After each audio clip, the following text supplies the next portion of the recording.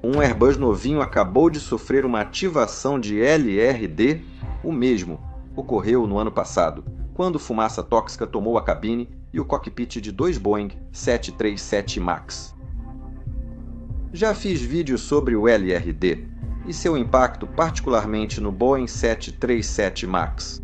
Quando fiz aqueles vídeos, ainda não havia relatos de eventos semelhantes na família Airbus A320neo, embora muitas dessas aeronaves também usem uma versão do motor CFM LEAP, como no 737 MAX.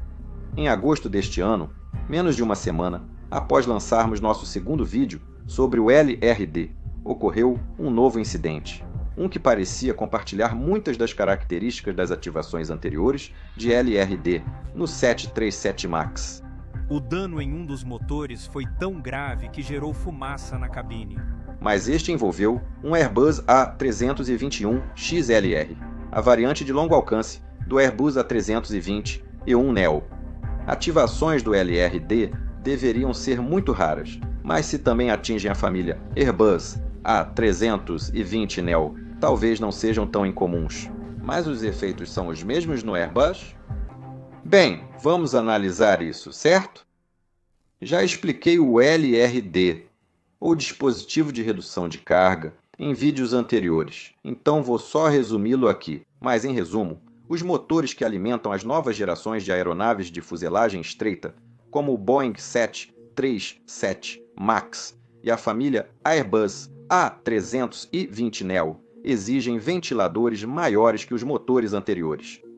Elas precisam de uma razão de bypass maior, ou seja, mais ar contorna o núcleo do motor, e esses grandes ventiladores facilitam isso. Esses ventiladores maiores têm menos pás, tornando cada uma significativamente mais pesada que as dos motores antigos. Como há menos pás e são mais pesadas no geral, cada pá representa uma proporção maior do peso giratório do ventilador, o que é muito importante, porque isso também significa que, se uma pá, por qualquer motivo, se quebrar, o desbalanceamento do ventilador será muito maior do que seria em motores mais antigos, certo? E esse desbalanceamento é potencialmente muito sério porque pode causar vibrações fortes o suficiente para provocar danos adicionais ao motor e ao pilone que o sustenta, possivelmente tão graves que podem fazer com que ele se desintegre antes que o motor tenha a chance de desacelerar. E é aí que entra o LRD, ou dispositivo de redução de carga. Veja, o LRD é basicamente um sistema que utiliza parafusos fusíveis especiais e pinos para manter o conjunto do ventilador no lugar. Quando uma quantidade significativa de vibração é introduzida no sistema, por exemplo, após uma pá se quebrar devido a uma colisão com pássaro, os parafusos LRD se rompem, liberando o ventilador para que se equilibre em um novo centro de rotação. Isso reduz significativamente as vibrações para o restante do motor. Então, este é um sistema simples e completamente mecânico que não requer nenhuma intervenção dos pilotos. E também, vale mencionar que não é realmente uma ideia nova. Alguns motores de aeronaves de fuselagem, larga com ventiladores maiores, também usam sistemas semelhantes pelo mesmo motivo. Mas o problema com o LRD, nesses motores LEAP, é que quando ele libera o ventilador, ele também libera muito óleo do motor, próximo à parte frontal do motor. E esse óleo pode então fluir para trás, em direção ao núcleo do motor. Se você não sabe, o ar que respiramos na maioria dos aviões comerciais vem dos motores. Isso geralmente não é um problema, porque o ar vem dos estágios do compressor, perto da frente do motor, mas o ar já está limpo bem antes da fase de combustão. Como eu disse, o óleo liberado pela ativação do LRD flui para o estágio do compressor, e então ele será comprimido e aquecido, tanto que passa de líquido para fumaça. E parte dessa fumaça vai então entrar nos dutos de ar sangrado, que a enviam através dos packs de ar-condicionado e depois diretamente para o monocabine. Em altas concentrações, essa fumaça de óleo pode ser muito tóxica. A concentração dela depende em qual dos dois motores ocorrem as ativações LRD. No Boeing 737 MAX, o motor direito fornece ar à cabine, Então, uma ativação LRD nele afetará principalmente os passageiros. Mas a cabine é obviamente bastante grande em volume. Então, embora a fumaça acre seja definitivamente desagradável, pessoas sem problemas de saúde pré-existentes devem conseguir lidar com isso. Mas o motor esquerdo em um Max fornece ar principalmente para a cabine de comando, que, é claro, é muitas vezes menor do que a cabine de passageiros. Isso significa que a concentração de fumaça na cabine de comando, em um cenário como esse, pode atingir níveis letais e tóxicos muito rapidamente, a não ser que os pilotos usem as máscaras de imediato. Essa fumaça branca também prejudicará muito a visibilidade na cabine, mesmo com os pilotos usando máscaras. Agora, uma das coisas críticas que eu queria destacar no meu vídeo original, LRD, era que, se isso acontecesse logo após a rotação, quando o piloto em comando ainda está controlando a aeronave manualmente, então colocar a máscara de oxigênio se tornaria extremamente difícil. E isso, uma falha violenta de motor combinada com uma ingestão repentina de fumaça, não seria um cenário que nenhum de nós jamais praticou, em um simulador também, o que vale a pena lembrar aqui. Até agora, 2 voos da Southwest com Boeing 737 MAX 8 colidiram com pássaros e ativaram o LRD. E felizmente, isso aconteceu quando ambos estavam altos o suficiente após a decolagem para lidar com a situação. Um teve colisão com pássaro no motor direito e o outro no esquerdo. No incidente, quando o LRD do motor esquerdo foi ativado, imediatamente encheu a cabine de fumaça tão densa que os 2 pilotos mal conseguiam se enxergar. O comandante precisou usar o visor head-up para pilotar, pois não enxergava os instrumentos normais. Vale lembrar que nem todos os 737 têm visor head-up, e quando tem, geralmente é só no lado do comandante. Então, se o copiloto fosse o piloto em comando, isso não ajudaria muito. Deixei de lado alguns detalhes técnicos. Assista aos meus vídeos anteriores para vê-los. Para arrancar o mapa do ventilador e ativar o LRD por colisão com ave, seria preciso um pássaro grande, como o urubu ou águia. E é provavelmente por isso que esses eventos são, felizmente, bastante raros até agora, enquanto colisões com aves menores acontecem o tempo todo. Mas os motores são bastante robustos e, na maioria dos casos, nem vamos perceber essas colisões com aves menores nos nossos instrumentos do motor. Vou retomar como a ativação do LRD e uma cabine cheia de fumaça afetam os pilotos. Mas uma coisa que posso dizer é que os pilotos da Boeing por aí não ficaram nada satisfeitos quando souberam da existência do LRD, porque a Boeing não citou esse sistema nos manuais do 737 MAX. Agora, o argumento da Boeing para isso foi que, como esse sistema não exigia nenhuma ação das tripulações de voo para ser ativado, os procedimentos atuais para falhas de motor e fumaça na cabine foram considerados suficientes. A questão é que, como pilotos, queremos saber desses sistemas, porque saber como eles funcionam e como sua ativação pode se manifestar melhora nossa consciência situacional técnica e, consequentemente, a forma como lidamos com sua ativação, caso isso aconteça. Essa era uma lição que pensávamos que a Boeing já tinha aprendido, após toda a confusão do MCAS. A Boeing não disse toda a verdade a este comitê, às famílias e ao público. Mas como agora ficou claro, a Airbus fez exatamente a mesma coisa. A família de aeronaves Airbus A320neo, que utiliza os motores CFM LEAP-1 Alpha, possui basicamente o mesmo dispositivo LRD que os motores LEAP-1 Bravo do Max. E a Airbus também deixou esse sistema de fora dos manuais dos pilotos. A Airbus, assim como a Boeing, incluiu o sistema LRD no manual de manutenção usado pelos engenheiros, mas não no FCON no qual nós pilotos confiamos. Pilotos e entusiastas do Airbus A320 logo destacaram desde o começo que no Airbus a cabine e o cockpit recebem ar de ambos os motores. Então, como o cockpit não recebe ar de apenas um motor, uma ativação do LRD em um motor não encheria o cockpit de fumaça da mesma forma. Mas é aqui que a nossa história fica ainda mais interessante, porque na verdade não é esse o caso. Na família Airbus A320 e no Boeing 737, o cockpit recebe ar apenas do motor número 1, esquerdo, e um pouco de ar recirculado. Muitos, inclusive pilotos de Airbus A320, acreditavam que ambos os motores alimentavam o cockpit, porque era isso que diziam os manuais da Airbus. Analisando o ar-condicionado do Airbus A320, como mostrado no FCON da Airbus, veremos que há uma unidade de mistura que recebe ar de ambos os packs de ar-condicionado dos motores. O ar recirculado chega à unidade de mistura após passar por filtros especiais. Assim, toda uma aeronave, incluindo a cabine de comando e de passageiros, recebe ar da unidade de mistura. Então, realmente, parece que ambos os motores alimentam tudo, certo? Sim, mas a Airbus informou recentemente aos operadores de suas aeronaves que essa ilustração do FCON é uma versão simplificada desse sistema. Na realidade, a unidade de mistura é um conjunto de palhetas direcionadoras e não um volume aberto de ar. Então, na realidade, como eu disse antes, durante condições normais de operação, o ar sangrado que vai para o cockpit vem, na verdade, apenas do motor número 1, assim como no MAX.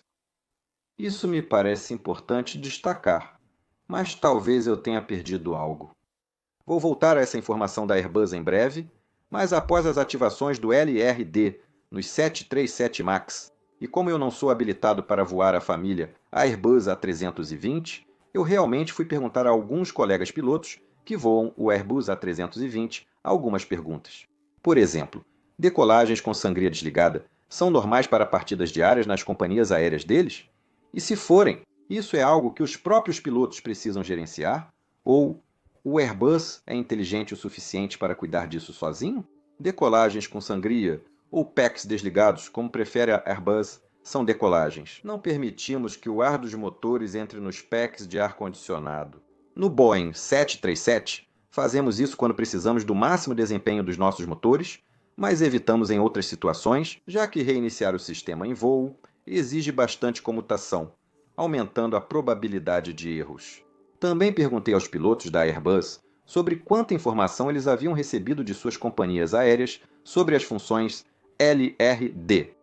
Vários pilotos já responderam minhas perguntas. Apesar de pequenas variações nos procedimentos das companhias aéreas, todas disseram basicamente o mesmo. Sim, até alguns meses atrás, decolagens com os packs desligados eram a norma para muitas companhias aéreas que operam a família Airbus A320neo, mas nem todas.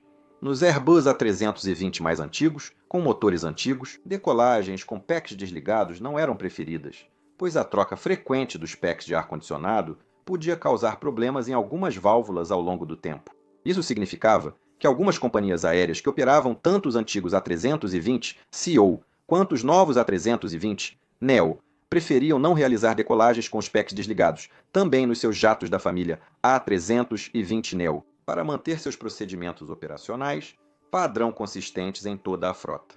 Por outro lado, mesmo companhias aéreas com POPs que realizavam decolagens com os packs desligados em operações rotineiras, às vezes deixavam os packs ligados, por exemplo, para garantir o conforto dos passageiros, caso as temperaturas externas fossem muito altas. Desligar e religar os packs após a decolagem também não é um procedimento automatizado. Tripulações da Airbus desligam os packs ao alinhar na pista para a decolagem e ligam novamente na subida. Como mencionei, essa era a situação até alguns meses atrás. Então, algumas coisas aconteceram que de repente fizeram com que algumas companhias aéreas passassem a exigir packs ligados nas decolagens com sua frota de A320neo, com apenas algumas poucas exceções. Então, o que aconteceu para motivar essa mudança? As notícias das duas ativações do LRD com o 737 MAX chamaram a atenção. Gosto de pensar que minha equipe e eu talvez tenhamos tido um pequeno papel nisso. Isso porque alguns dos pilotos que entraram em contato comigo, inclusive instrutores, não tinham ouvido falar do problema do LRD até assistirem aos nossos vídeos. Em 18 de julho de 2025, a Agência da União Europeia para a Segurança da Aviação, órgão regulador da aviação europeia responsável pela certificação da família A320neo, emitiu um Boletim de Informação de Segurança, ou SB, sobre o problema do LRD para ambos, o 737 MAX, e a família Airbus A320neo. Esse SB incluiu uma série de recomendações, uma das quais era que as companhias aéreas deveriam informar seus pilotos sobre quais aeronaves específicas de sua frota tinham o sistema LRD instalado. Alguns jatos Airbus A320neo usam motor turbofan Pratt Whitney, que até onde sei não tem esse sistema. Publicamos nosso último vídeo sobre o LRD em 28 de julho, e 6 dias depois, em 3 de agosto, aconteceu o incidente que citei no início do vídeo, voo 579 da Iberia Airlines. Esse voo foi operado de Madrid, na Espanha, para Paris, na França, e envolveu um novo Airbus A320XLR, que tinha entrado em serviço há pouco mais de um mês e tinha motores CFM LEAP 1 Alpha A30E3X. Esses são variantes mais potentes do motor LEAP, necessários para o XLR, pois ele tem peso máximo de decolagem maior que outros Airbus A321neo. Durante o voo do incidente, a aeronave tinha um total de 148 passageiros e 6 tripulantes a bordo, e após um pequeno atraso, a aeronave decolou. Usando a pista 36 esquerda em Madrid, subiu rapidamente rumo ao norte para Paris. Mas enquanto subiam passando por 6.400 pés, a aeronave de repente atingiu uma grande ave, que danificou gravemente o radome em seu nariz. O que restou da ave, e provavelmente vários pedaços do radome, foram então ingeridos pelo motor esquerdo. E lembra qual motor fornece ar para a cabine, tanto no 737 quanto no Airbus A320neo? Sim, o esquerdo. Os pilotos da Iberia interromperam a subida a 7.000 pés e então desligaram o motor esquerdo. Mas antes que pudessem fazer isso, segundo o Aviation Herald, a cabine de comando e de passageiros ficou cheia de fumaça branca e acre, forçando a tripulação a usar máscaras de oxigênio. Eles voltaram rapidamente a Madrid e pousaram em segurança na pista 32 esquerda, totalizando apenas 25 minutos de voo. Após pousar, pararam na pista para inspeção rápida e foram rebocados até a posição. Passageiros e tripulação desembarcaram com segurança por escadas aéreas. Não houve relatos de feridos, mas enquanto gravamos este vídeo, a aeronave ainda não voltou a voar. Então, esse incidente envolveu uma ativação do LRD? Ainda não há resposta oficial para essa pergunta, pois a investigação continua em andamento. Ao solicitarmos mais informações a um representante da General Electric, eles responderam que eles não puderam fornecer detalhes sobre incidentes específicos devido às regras X13, que obviamente eu respeito.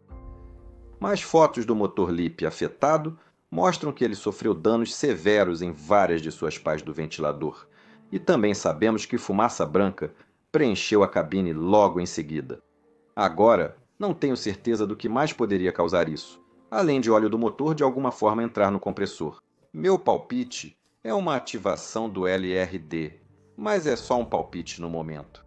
Outra coisa que sabemos é que a fumaça na cabine foi séria o suficiente para que a tripulação de cabine pegasse e colocasse seus equipamentos portáteis de respiração, ou PBEs. E sabemos disso porque os investigadores foram rápidos em divulgar uma lista de recomendações como parte do relatório preliminar, o que basicamente aborda algo que tripulantes de voo e de cabine do mundo todo já sabem. Esses PBEs são horríveis de usar. Neste incidente, um comissário de bordo nem conseguiu retirar o equipamento do recipiente, e outros 2 conseguiram tirar, mas sofreram cortes nos dedos ao fazer isso. Então, um desses tripulantes chegou a perder a consciência, não por causa da fumaça na cabine, mas porque o PBA não estava fornecendo oxigênio e, portanto, basicamente o sufocou. Agora, os investigadores acharam isso tão grave que sentiram a necessidade de alertar sobre como esses PBIs são difíceis e problemáticos de usar. E eu suspeito que muitos comissários de bordo ao redor do mundo concordariam plenamente com isso. Agora, essa lista de recomendações não mencionou nada sobre os motores, ou o sistema LRD. Pouco mais de um mês após o incidente, soubemos que a Airbus fez um webinário analisando o dispositivo LRD e seu funcionamento. Para esclarecer, Não sabemos se a Airbus fez o webinário devido ao incidente com o Iberia A320 e 1XLR, ou como resposta ao SIB anterior da EASA, em julho, que pediu às companhias aéreas que informassem as tripulações sobre o sistema. Portanto, é razoável esperar que o fabricante da aeronave também assuma um papel ativo. No webinário, a Airbus explicou os efeitos do LRD no ar-condicionado e descreveu 2 cenários de ativação do LRD. No cenário mais provável, o motor desaceleraria rápido após o LRD ser ativado, gerando uma mensagem de falha no display ICAM. O computador que controla o motor danificado fecharia a válvula de ar sangrado, que envia ar do motor ao ar-condicionado, em cerca de 15 segundos. Segundo a Airbus, isso limitaria bastante a entrada de fumaça na cabine de comando e de passageiros. O segundo cenário, mais grave mas menos provável, seria o LRD ser ativado. O ICAM registraria e alertaria sobre alta vibração do motor, possivelmente junto com avisos de stall, mas o motor manteria empuxo suficiente para que o computador não acione uma falha de motor. Nesse caso, a válvula de ar sangrado não fecharia, mantendo a fumaça branca e acre entrando na cabine de comando e de passageiros. Aqui, a Airbus afirma que a concentração de fumaça atingiria seu pior nível cerca de 1 minuto após a ativação do LRD, já que esse é o tempo aproximado que levaria para o óleo do motor ser completamente consumido. Após 1 minuto, a recirculação do ar dissiparia rapidamente a fumaça. Os filtros de ar capturam a fumaça antes que o ar retorne para as cabines de comando e passageiros. Agora, esse segundo cenário parece ruim. E no caso do 737 MAX, vimos que a concentração de substâncias químicas como acroleína e formaldeído pode ultrapassar níveis letais em apenas 39 segundos na cabine de comando. Mas esses números podem ser bem diferentes no Airbus, dependendo de como o seu sistema de ar-condicionado funciona e recircula o ar. A cabine do A320 é maior, o que deve ajudar, pois a fumaça precisa preencher mais ar. Também vale ressaltar que ambos esses cenários de ativação do LRD, obviamente, assumem que as unidades de ar-condicionado estão ligadas. Com as unidades desligadas, a fumaça dos motores não chega à cabine de comando nem à de passageiros. Provavelmente por isso, operadores da Airbus exigem decolagens com sangria desligada em suas frotas Neo, sempre que possível. Mesmo com decolagem com as unidades desligadas, elas serão religadas depois. E, se você prestou atenção, vai lembrar que o Iberia A320-1XLR estava a 6.400 pés quando atingiu o pássaro azarado. A tripulação teria ligado as unidades antes disso acontecer. Nessa altitude, a aeronave estaria no piloto automático, facilitando que os pilotos colocassem suas máscaras de oxigênio quando eles veem ou sentem o cheiro de fumaça, bem antes que a situação piore de verdade. Agora, para deixar claro, no seu webinário em setembro, a Airbus não recomendou a política de sempre realizar decolagens com os packs desligados. Eles forneceram procedimentos para ambas as opções, permitindo que as companhias aéreas escolhessem a preferida. A Airbus alertou contra mudar procedimentos padrão só porque aves foram vistas perto de aeroportos, pois isso aumentaria a complexidade e a carga das tripulações. Melhor simplesmente fazer uma ou outra coisa como rotina. Muitos pilotos da Airbus relatam que, após o incidente de agosto, eles geralmente decolam com os packs desligados. Assim, o piloto em comando não precisa se preocupar com a máscara de oxigênio logo após a decolagem, enquanto pilota manualmente, além de lidar com o motor se ocorresse ativação do LRD. E isso, claro, era o principal perigo que destaquei no meu vídeo anterior sobre esse assunto. No caso do 737 MAX, documentos vazados mostraram que um investigador da FAA sugeriu exigir decolagens bleed-soft, também para esse modelo, até que uma correção de software para esse problema fosse certificada. Mas essa recomendação não foi adotada. Pelo que sei, apesar dos POPs permitirem decolagens bleed-soft por desempenho, as companhias que operam o Boeing 737 MAX não costumam fazer decolagens rotineiras com bleed-soft em todos os lugares. Isso provavelmente ocorre pela maior complexidade em comparação ao Airbus. Então essa é a lição dessa história. Embora o Airbus A320neo e o Boeing 737 MAX enviem ar sangrado do motor esquerdo para a cabine e tenham o dispositivo LRD, os procedimentos das companhias para cada modelo agora diferem bastante.